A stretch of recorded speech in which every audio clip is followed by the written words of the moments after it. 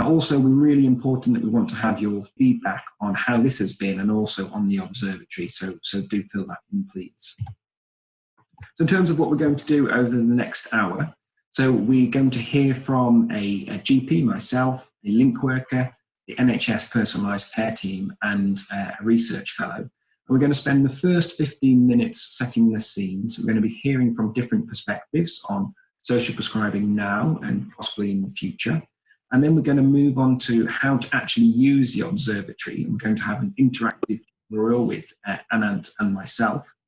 Following that, we'd like to break into some small groups to get some reflections and have an open discussion on the observatory as a useful tool. And the idea is that this triggers off, starts a conversation on how the observatory could be useful for clinicians, for link workers, for commissioners, and really improves the care for patients. So to spend a few minutes on social prescribing, so I think it's really important to think about where we are now. So we know that as of July 2020, there are around 1,250 link workers based in primary care networks. And that has rapidly increased from December 2019, when there were only 300 in post. I think it's fair to say that there's, social prescribing is well established now in primary care, and particularly there's some pockets of outstanding good practice across the country. And I think it's really important to note that this is not something which is new for general practitioners. And GPs have been well aware of the social need and the importance of the wider determinants of health in the wider health and well-being of their patients. But hopefully social prescribing is a new tool to support those links and build new bridges, linking the patients into community and the voluntary community sector activities. So we're probably all aware that there are significant challenges as we scale up social prescribing across England and beyond. Not least to do with funding, and at the moment funding does not follow the patient. We know that voluntary community sector organisations have been put under significant pressure because of COVID-19. Equally, there's questions around the evidence and measurement. Are we collecting the right evidence? Are we asking the right questions? Are we measuring the right things? We know that where you are in England can unfortunately mean that you have availability of voluntary and community sector organisations who actually provide the activities for the social prescribing. So moving on to COVID-19. So I think it's been it's been a challenging time for all, and from a primary care point of view, we know that it has significantly impacted on isolation, increasing levels of loneliness. There's been financial issues, housing, mental health, employment, and we know that COVID-19 is more than likely widening inequalities in health. However, the role of the link worker during the initial pandemic and the initial lockdown phase, they really adapted to the role which was needed for that time. And they've been very innovative in the way they've been working with patients, moving to a digital model, and also supporting communities to deliver activities through online choirs, through online book groups. And I think it's really interesting that across society there has been a recognition that being connected to one another and the community is really important for your health. So it's also provided us with an opportunity. So now as we look to, it's a difficult time now where we need to go through this second wave, but I think it will change the way we think about primary care and the medical model. And I hope that we can really start thinking about the non-medical needs of patients in every contact they have with health service. So why we're here today is partly to talk about the Social Prescribing Observatory. Now, this was launched in July 2020, and it's through the RCGP RSC. And as you're probably aware, there's 1,700 GP practices where the coding data from their practices is taken, electronic health records, it's pulled up to the University of Oxford, it's pseudo-anonymised, and then they can use it to create dashboards and observatories. At the moment, they cover an 8 million population of patients, which has really increased over the recent months. So that's really impressive. It's a really powerful data source. And equally, the Observatory, it may be the first time you're seeing it today, but it already has gone through a number of iterations. So we're now able to work on the geographical data at the level of an STP, which is really important. So Anant will talk you through the Social Prescribing Observatory. And Elsa, if you're happy just to post the links so everyone can get up the Observatory at the same time, and they can also get up their dashboard if they are a RSC practice, and then we'll talk you through how to use it. So in terms of what I think is good in terms of setting the scene is hearing from people involved in social prescribing. So we're going to hear from Debbie Ann, who is a link worker based in Lewisham. And Debbie Ann, I think it would be really interesting for people joining this call today to hear about the work you've been doing recently, particularly through COVID, and your thoughts around the importance of social prescribing as a link worker. Following that, we're going to be hearing from Martin, and Martin will give us the view from the NHS personalised care team, and that'll be really interesting and useful. So I'm going to stop sharing my screen, and Debbie Ann, if you come off mute, and then I'll hand over to you. Hi, yeah, just come off mute. Hi, hello everyone. Thank you for having me here to share from a social prescribing link worker's perspective. So yeah, as was mentioned, my name is Debbie Ann, and I'm a social prescribing link worker from Lewisham. And what we've kind of been doing during this sort of like COVID time has been more remote support. We've been supporting people more digitally and over the telephone as well. And during the height of the pandemic, most of what the support that we offered was reaching out, more proactive, reaching out to the more vulnerable residents in the Lewisham area. And we received like a long, list of the more vulnerable people, vulnerable patients through GPs and through the council as well, and spoke to them and made sure that everything was okay, and then linked them up with different organisations that were running in Lewisham and supporting them in that way, and then also referring them onto our social prescribing service if needed. And I have a case study of someone that I recently supported, he's a man in his early 50s who was struggling with his eyesight, losing his eyesight, and had cataracts. And that was something that was being dealt with by, traditional, medicalized primary care. And also he had an operation actually. And he was also, with that, he was also struggling because of his immigration status, which meant that he wasn't receiving a lot of support that maybe a citizen of this country would have been able to access. And also it affected his finances and income. So with him being referred onto the service, we worked together and found out what we can do to support him, and linked him up with Blind Aid. He was also homeless, which I didn't mention. He was also sofa surfing, staying with friends, it was a one-bed apartment, and this wasn't suitable for them, and they weren't able to support him for much longer.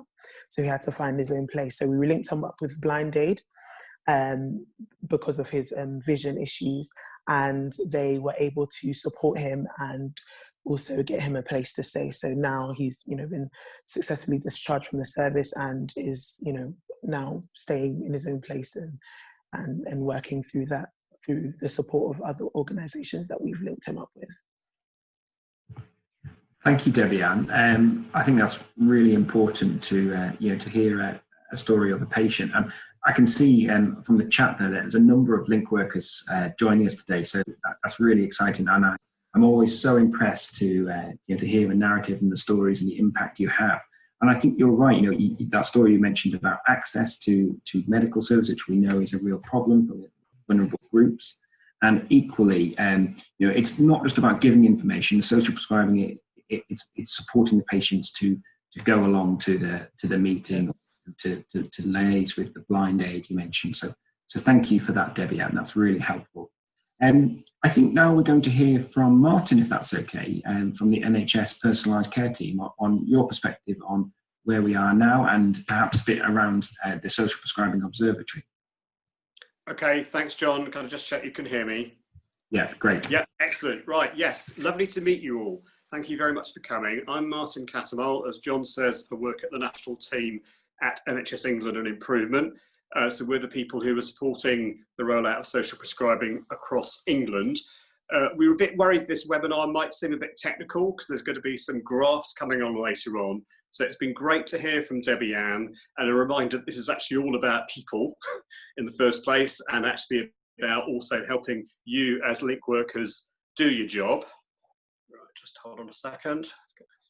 In terms of me, I actually live in Oxford, which people tend to think of as a posh people's place, but it's actually a city of very great health disparities. It has the biggest homelessness problem in the southeast, so outside London. I'm a volunteer here in my spare time with the Street Champions Network, so got very much involved in the response to COVID.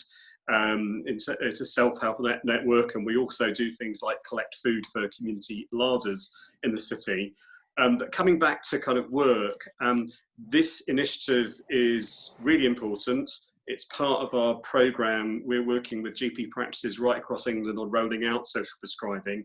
As you've probably gathered, there's going to be a total of 7,000 new roles created over the next few years, which some of you are already part of.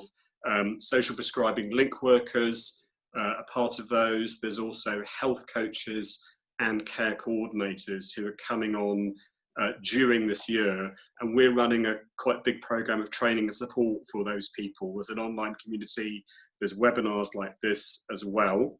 So coming on to the observatory, I'm really excited about this. I think it's going to really, really hopefully help people like you do your job and help us all understand who we're actually reaching, who is perhaps missing out, and are we reaching the kind of people that Debbie Ann just talked about, who are perhaps at most risk of exclusion.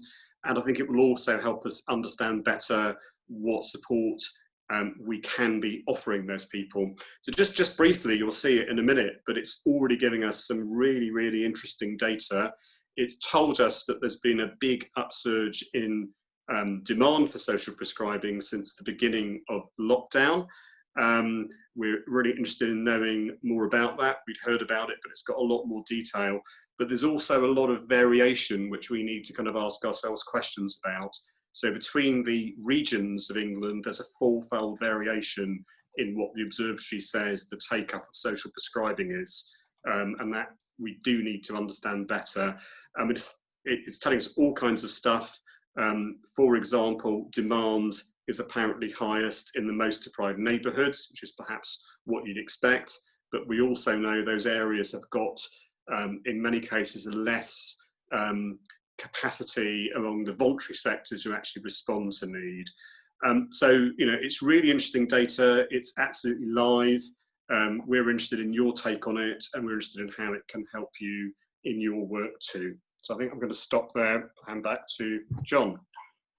Thank you, Martin. And it's lovely to hear about your own personal work and the volunteering. Really interesting to hear. Thank you. I'm going to pass on now to Anand to move on to the interactive tutorial section for the webinar. So if everyone can click the link, which is in the chat, it should pop up with the observatory, and Anand will then share his screen. And possibly what I maybe try to do is try to move the webinar to one side, have the observatory open so you can be doing it live at the same time.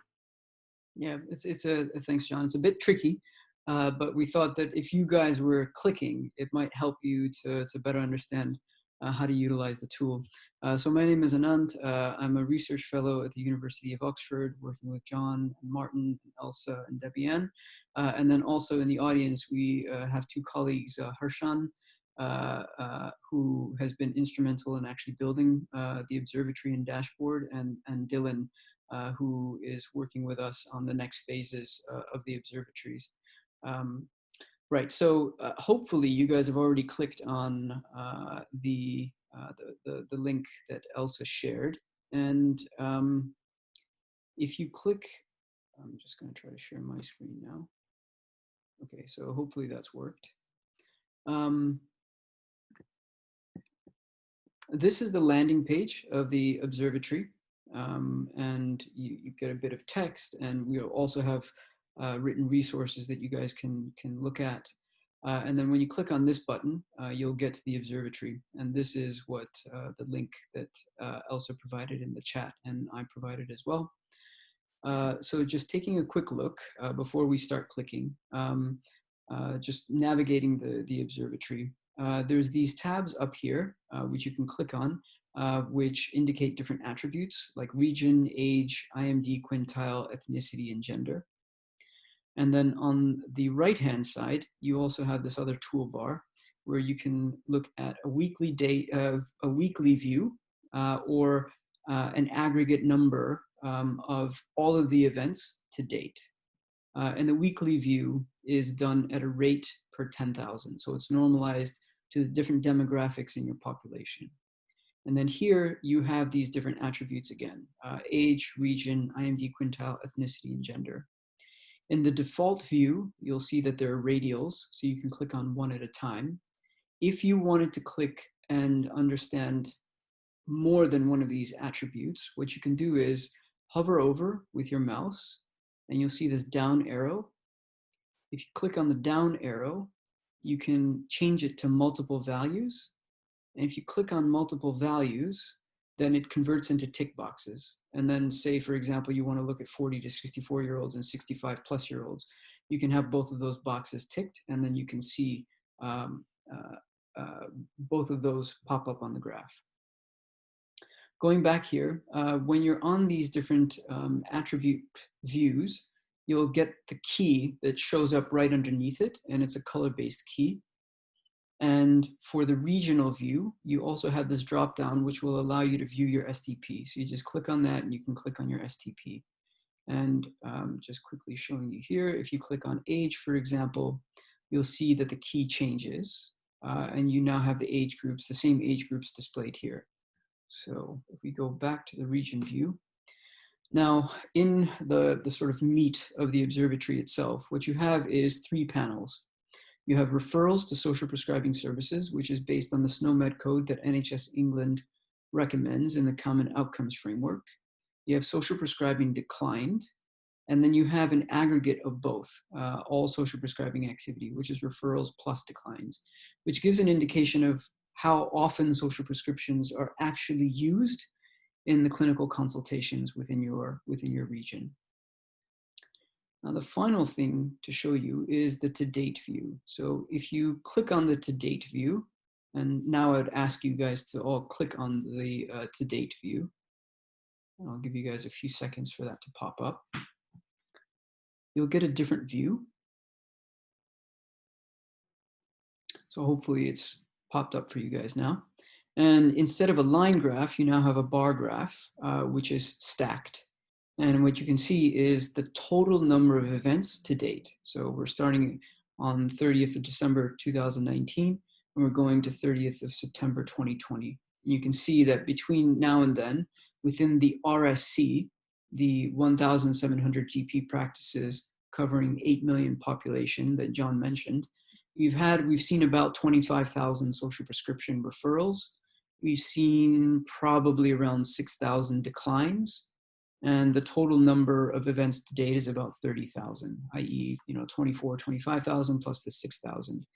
If you hover over, you can see the total number of events to date for these different attributes. So for example, Northeastern Yorkshire, you can see that to date, there have been 1,406 social prescriptions given within the RSC practices.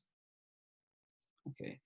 Now, if we switch back to the weekly view, and I'll give you guys a few seconds to click on that, and hopefully it will load up for you guys as well.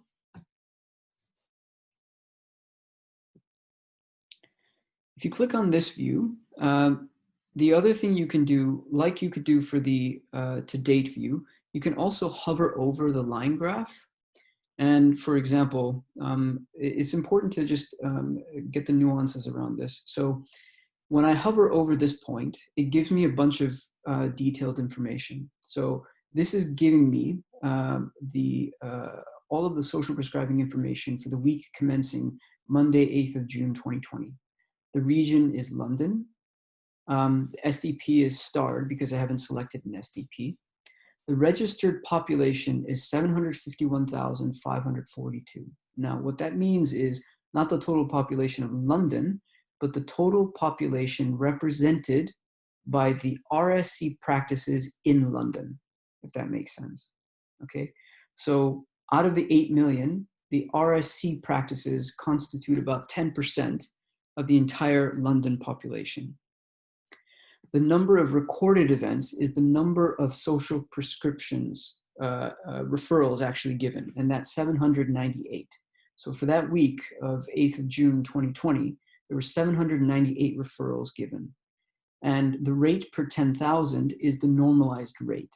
So if we take 798 and then divide it by 751 and then normalize it to the rate per 10,000, then we get 10.62. So it's 10.62 referrals per 10,000. Now the final bit that I'll walk you through is for us to look at these different attributes. And, you know, kind of like what Martin said and what John alluded to as well, the observatory can maybe give you some indication of what's happening, but what you should really be using it for is to ask questions, to find out what's actually happening in your region and your locality. And so, for example, if you want to find out what is the uptake of social prescribing for, let's say, Asian women, so you click on Asian female, between the ages of 40 to 64, in the least deprived IMD quintile, you can click on these radials and that information shows up. And this is at the regional level. And again, you can hover over, and what you'll find is that you'll find the registered population. You'll see that the registered population has changed here, for example. So let's go back to London. The registered population has changed, and now it says 1,993. What that means is that there's 1,993 Asian women between the ages of 40 to 64 in IMD quintile 5 represented by the RSC practices in London. And for those 1,993 Asian women, IMD quintile 5, 40 to 64, there were 2 social prescriptions given. Okay, so I know it's a bit nuanced, but there's an incredible amount of information, and Harshan and Cecilia and Julian, who worked on building this dashboard, went through a lot of effort to make sure that we had that level of granular information, so you could base, you would have as much information as possible to base your judgments on. And now with Dylan, we're working on the next phases of this as well, again with Harshan and team. So if I turn over to John now, John, as a practicing GP, when we built this tool, and when Martin and NHS even sponsored this project, what we really wanted was for this to be a practical tool for people at the front line like yourself and link workers and healthcare coaches and people like Debbie Ann to be able to use this to answer questions and also to improve practice and figure out what you can do to best serve the citizens in your region. So if I turn over to you and maybe ask you, what does this mean for you as a practicing GP? Thanks, Anand. I'm just going to share my screen and hopefully we'll bring up the observatory as well.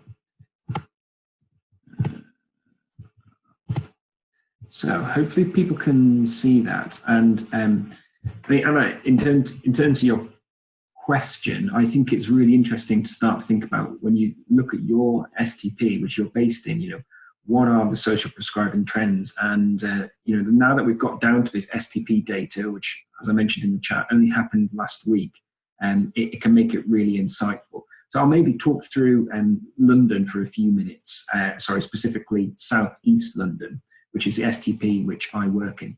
So in terms of South East London, we cover a population of over 2 million. There's over 200, I think it's 50 GP practices, of which there are 35 primary care networks, and it's 6 boroughs.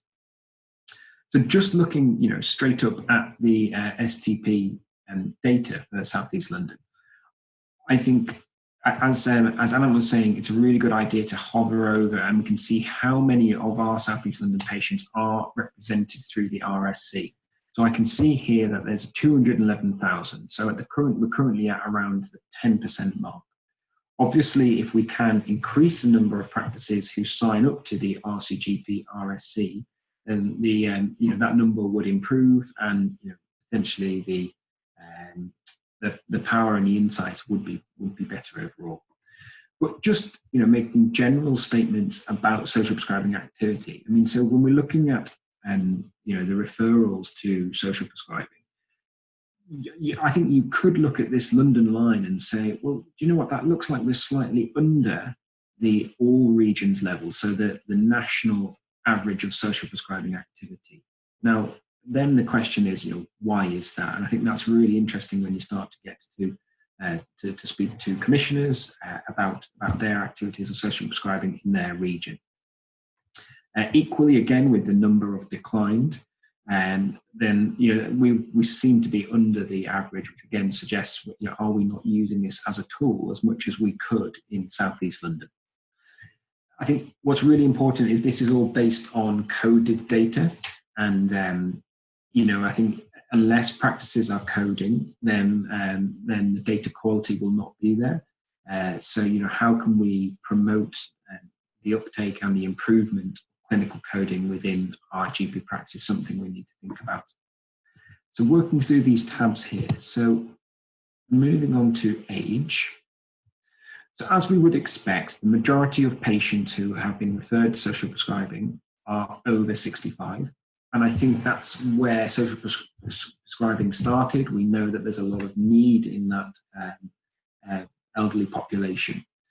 But as we move down, and what I might do here is what Anna suggested was remove, put it onto multiple values here and remove that, then we can see the data a bit easier.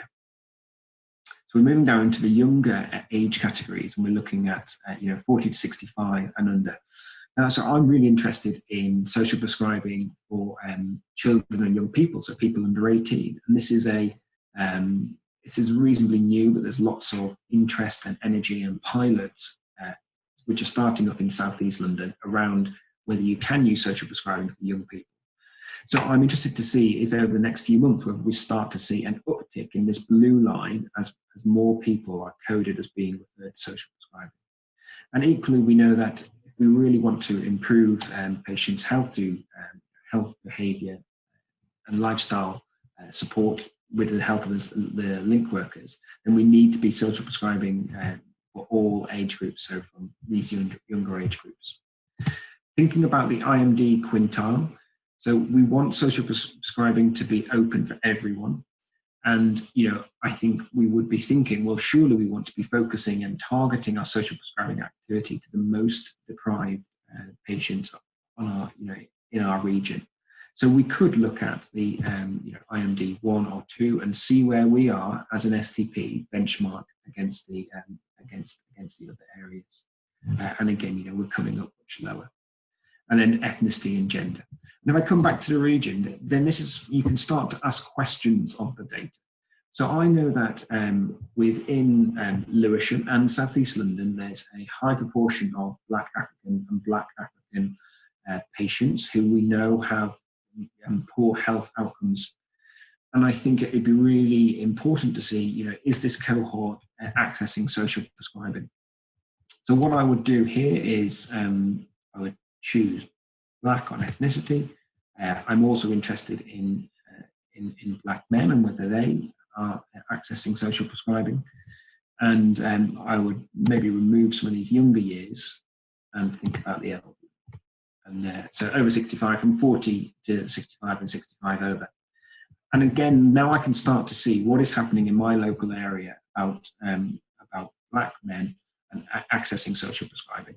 And you know, the purple line does look reasonably low against the black line. So, you know, what does this say? Well, you know, you could say, does this suggest that you know, that this population are not accessing social prescribing, or does it suggest that we are not promoting it, and you know, and they don't have access to it?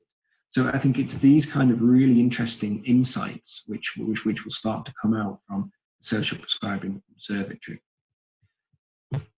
I think it's really important that Anant's point around, you know, it's asking questions and potentially not, you know, giving the majority of answers, but we need to ask these questions to improve the evidence base and the uptake of social prescribing.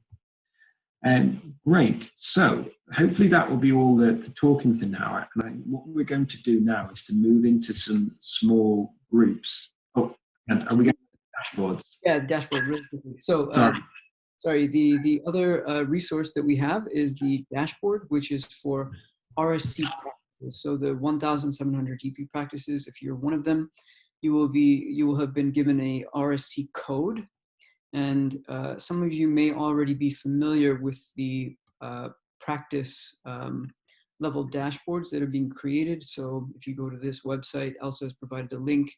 You can see the variety of different practice level dashboards that you can access for atrial fibrillation and workload, COVID-19, virology, etc.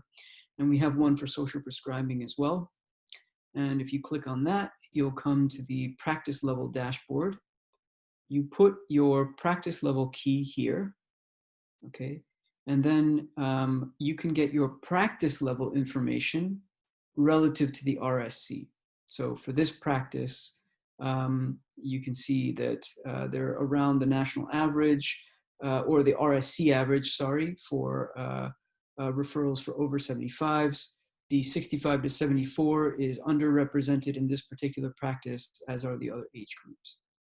And you can also see that for the rate per 10,000, this particular practice, oops, I think it signed me out.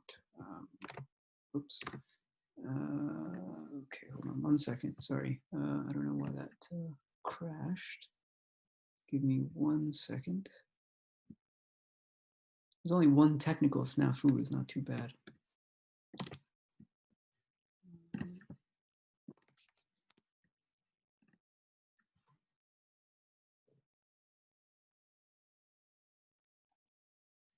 So anyways, the bottom line is, if you have a practice level code, you can input it into here and you can get your practice level information on social prescribing, looking at the same attributes that John mentioned.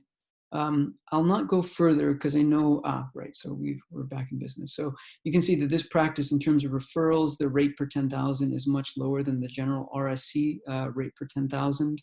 You can look at IMD quintile. You can see, again, this practice is fairly underrepresented, and it's, you know, mostly towards the least deprived, they're getting more social prescriptions. And by ethnicity, you can see that the ethnicity is largely unknown. You can also look at declines. So this top panel is for referrals, and the bottom panel is for declines. And so I think, Mary, you asked about becoming an RSC practice, or if anybody else wants to become an RSC practice. I put a link in the chat, and then you can also send an email to these folks. So I'll stop there and hand back to John, because I think we're going to do breakouts now. Thank you, Anant.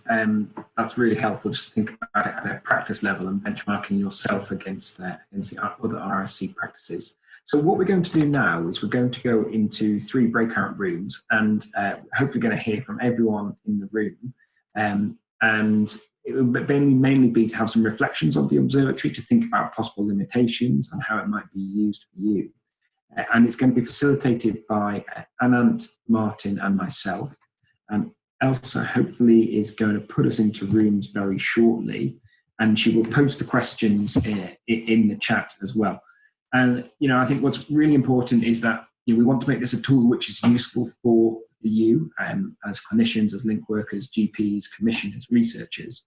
So it would be great to hear your reflections on it now, and how we develop it in the future. Elsa, are you happy to now send us all off into breakout rooms? Yeah, Going now. Thank you. And just to say, we will have about 10 to 15 minutes and then we'll come back.